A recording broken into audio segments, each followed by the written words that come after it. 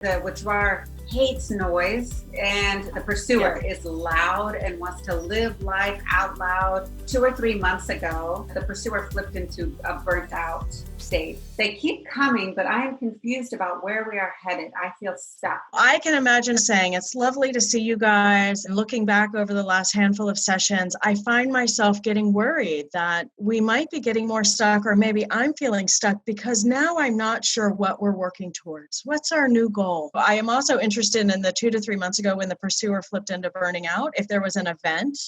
If something happened, my frame on burnt out pursuers is crispy. How crispy is your heart? And if an event happened and we can actually process and repair from that event, might the wife's heart get less crispy? When we de-escalate even a little bit, we start seeing each other and our own longings more clearly. And sometimes that's a point where couples say, I'm not sure I can go the distance. I'm not sure my goal is what I thought my goal was when we first met. And that's a part of recontracting. What is our new goal? When we collaborate on any stuckness, reflect the stuckness while leaving them as intact as possible. The stuckness isn't about one partner. The stuckness is a process. So if I'm the clinician and I am feeling really stuck, you're telling me, Kathryn, I think, don't feel stuck alone. Don't just keep trudging away. Talk about that.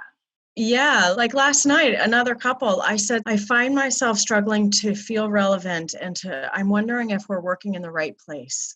And could we talk about where I'm trying to get us to go and what's blocking our traction or not? And we're just got to have a process conversation about how we three collaborate at this point. So I often ask clients, are you feeling stuck? Are you not feeling stuck? What other pocket of pain do you have that I might not know about yet?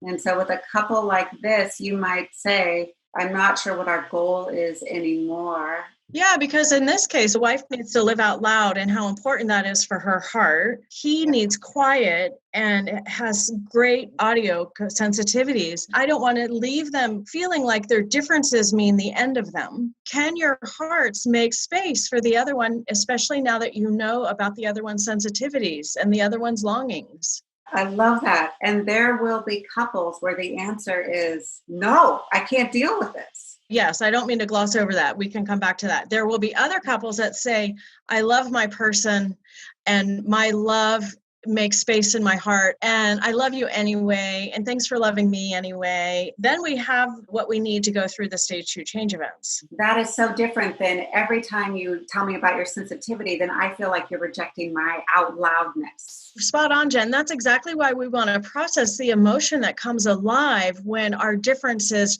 have triggered each other. And rather than just disconnecting and maybe separating and maybe we're not going to be able to stay married, which is fair. If we could process the emotional echoes of being triggered or being rejected or feeling humiliated or whatever people have felt when their partner sensitivities come alive, I feel responsible and I feel rejected and I feel like I'm too much, I'm too loud, for instance, if I'm her. Partners really need to be in the business of protecting each other. How do we work on each other's behalf? Even when we're suffering ourselves. It's because we love and we've shared our vulnerabilities with each other. The bandwidth in my heart grew and I can be more kind and gracious and loving. So we do our beautiful EFT, attachment, affect, focused, always. We move along and we end up in stage 2 and yay, great, that's possible.